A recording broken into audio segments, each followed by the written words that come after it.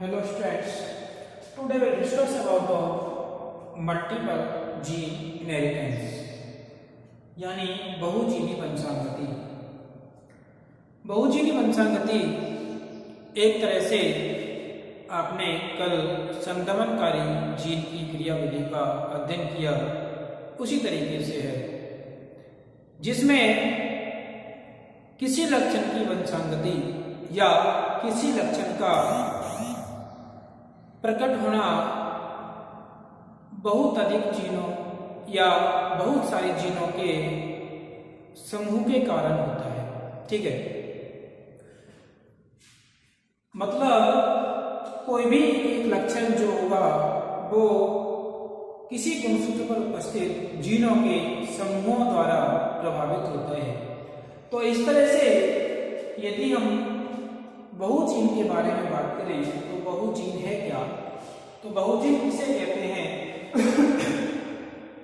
गुणसूत्र के विभिन्न स्थलों पर उपस्थित गुणसूत्र के विभिन्न स्थलों पर पाई जाने वाली जीन्स का वह समूह जो किसी एक लक्षण को नियंत्रित करने हेतु क्रियाशील होते हैं।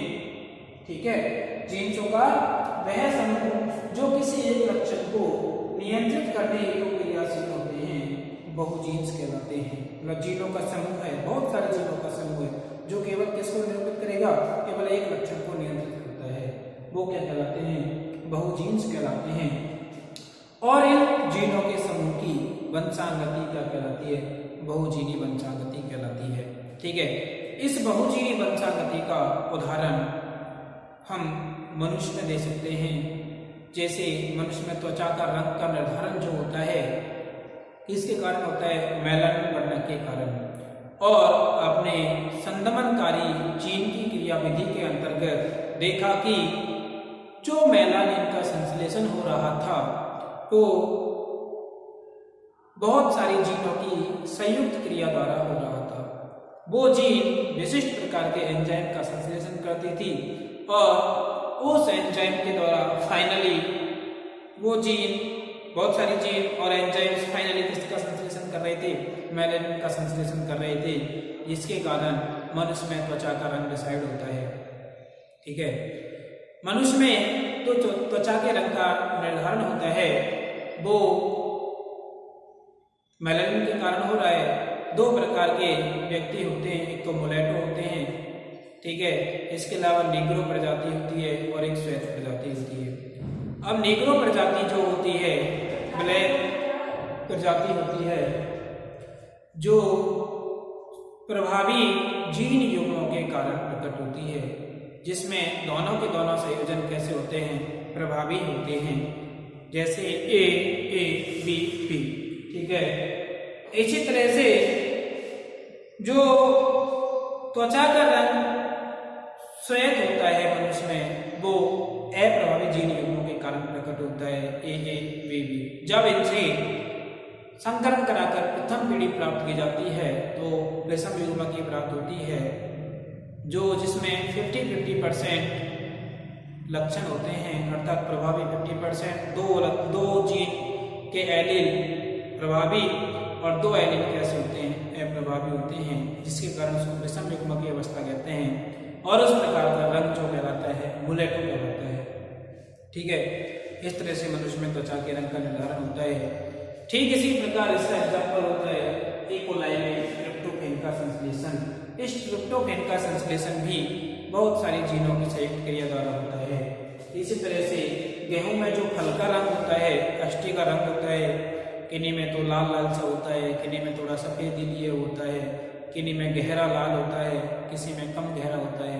उस अष्टी के रंग का निर्धारण भी किसके द्वारा होता है? बहुत सारे जीनों के समूह द्वारा होता है।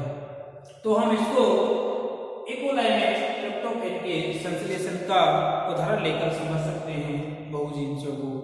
हम जानते हैं, आपने देखा संदमनकारी जीन की क्रियाविधि के अंतर्गत कि जो जीन्स होती हैं या किसी विशिष्ट प्रकार के पदार्थ का संश्लेषण होना होता है, उसके संश्लेषण के लिए पहले से ही कोशिका में आरंभिक पदार्थ उपस्थित होते हैं। इसी प्रकार इसमें पहले से ही क्या उपस्थित हैं? आरंभिक पदार्थ उपस्थित हैं जो जीन फर्स्ट की क्रिया द्वारा ये जीन फर्स्ट क्या करेंगे, विशिष्ट प्रकार के एंजाइम का संश्लेषण करते हैं। जीन विशिष्ट प्रकार के जैव रासायनिक पदार्थ का संश्लेषण करती है, जिसे हम एंजाइम कह रहे हैं। यहाँ पे जीन फर्स्ट एंजाइम प्रथम की उपस्थिति में कॉरेस्मिक अम्ल का निर्माण करती है।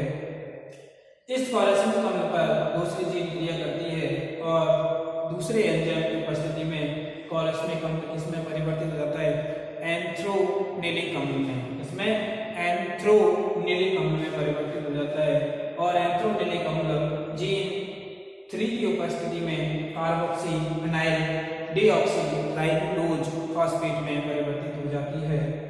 यह कार्बोक्सी फिनाइल डीऑक्सीराइबोज फॉस्फेट चौथी जीन की उपस्थिति में इंडोर कोलेस्ट्रॉल फॉस्फेट का निर्माण कर लेता है, जो अंत में जीन 5 की उपस्थिति में ट्रिप्टोफैन का संश्लेषण कर लेता है।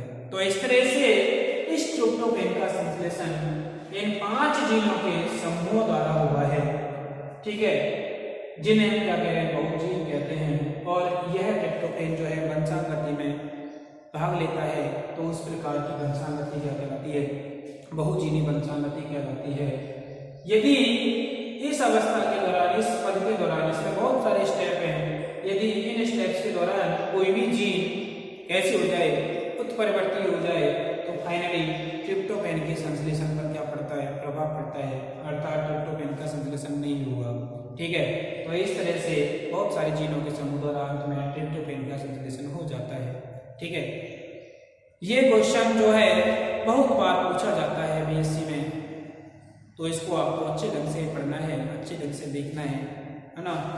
कई बार पूछा है, इससे पहले वाले साल में जो 2018 में एग्जाम हुई थी, उसमें इसको पूछा गया था बहुजीनी वंशानुगति को, इसलिए इस बार भी यह क्या बनता है, इम्पोर्टेंट बन जाता है, ठीक है। Thank you.